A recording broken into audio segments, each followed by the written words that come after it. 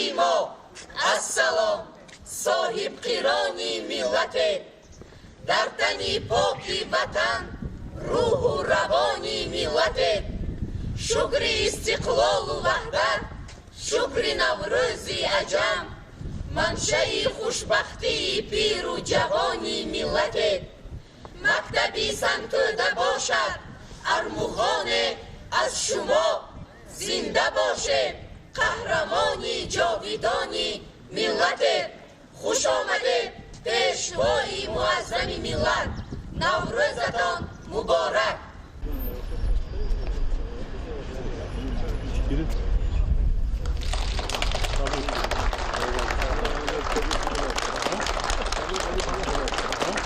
انشاء در دایره نقشه چهاربینی‌های آبادانی و سازندگی به خاطر استقبال سزاوار از جشن 30 سالگی استقلال دولتی جمهوری تاجیکستان در پرتو سیاست معارف پرورانه پیشوای ملت محترم امام رحمان بنیاد گردیده است. مؤسسه نوی تعلیمی برای 840 خواننده در 2 بست پیش بینی شده مساحت عمومی زمین‌های آن 1 هکتار را تشکیل می‌دهد. از نام کل معارفچیان شهر اصفهان و پیشوای معظم ملت محترم جناب عالی منتداری خود را بیان می‌نمایم که در مدت کوتاه به ما چنین مکتب زمانوی ساخته به استفاده داده شد.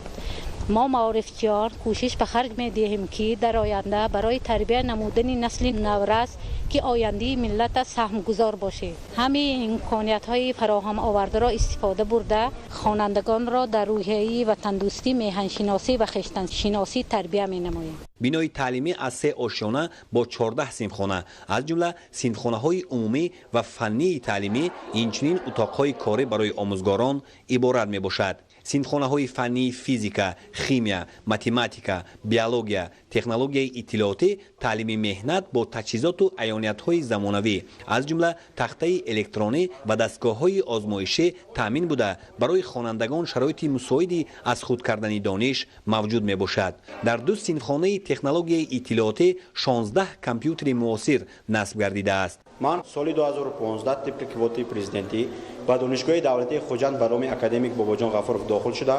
آن را سال 2019 با دیپلم اعلی ختم نمودم. از همان سال این جانب در تعلیم و تربیت خوانندگان مشغول هستم. ما جوانان جانبدار تشبس‌های پیشگرفته جناب عالی پیشوای ملت میباشیم که یکی از این تشبس‌ها اعلان نمودن آزمون علم فروغ معرفت میباشد که این برای ما آموزگاران فن‌های دقیق خیلی مناسب است. من نیز امسال به این آزمون اشتراک کرده نیت دارم غالبیت را به دست دارم. ما آموزگاران از همین امکانیت استفاده بردم وعده می‌دهیم که خوانندگان را در روحیه و تندرستی و علم آموزی تربیت نماییم.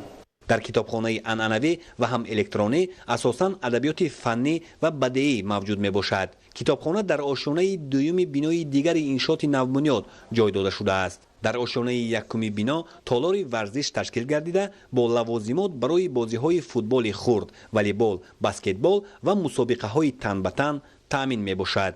گرمی در مؤسسه توسط دکخانه الهیده و تجهیزات زمانوی تامین کرده می شود. در دالان، صنفخانه ها و اطراف مؤسسه تعلیمی کامراهای مشاهدوی نصب کرده شده است و روند تعلیم پورا تحت نظارت قرار داده می شود. من سپاسگزاری خود را به پیشوای معظم ملت می رسانم که به ما چنین مکتبی زیبا تحفه کردند که از کابینت های مجهز تالار ورزشی عبارت است. ما می خواهیم که از تجهیزات های نوی این مکتب استفاده برده دانش خود را صیقل داده آینده به خلق و ملت خود صادقانه خدمت کنیم.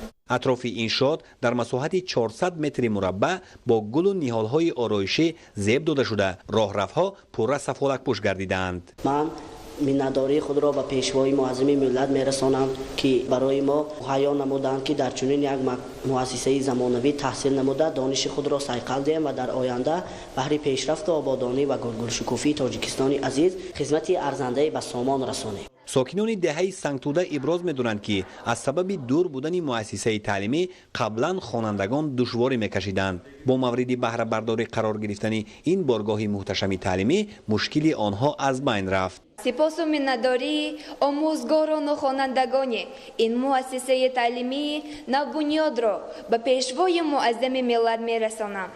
این اقدامی پیشوای معظم ملت غمخوری بی‌نظیر برای ما نسل نورس می باشد.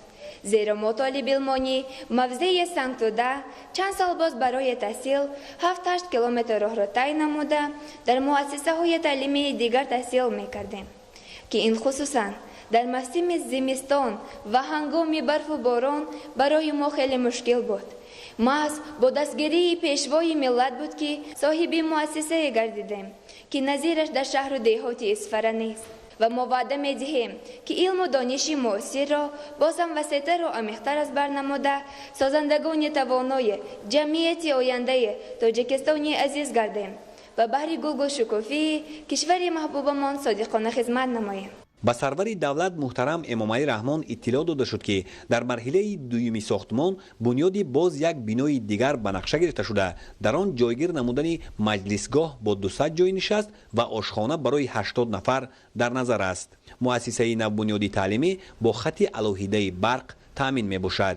پیشوای ملت محترم امام علی رحمان به صفت کارهای ساختمانی بهای بلند داده از ساختمانچیان اجرای پوره کارهای باقی مانده ساختمانی را در اساس لایحه پیش بینی شده طلب نمودند. آموزگاران و خوانندگان برای بنیاد چنین یک مؤسسه تعلیمی زیبا و زمانوی در دایره تجلیل جشن بزرگ و مقدس عمومی ملی 30 سالگی استقلال دولتی جمهوری تاجیکستان به راهبری دولت اظهار سپاس و منتداری کردند.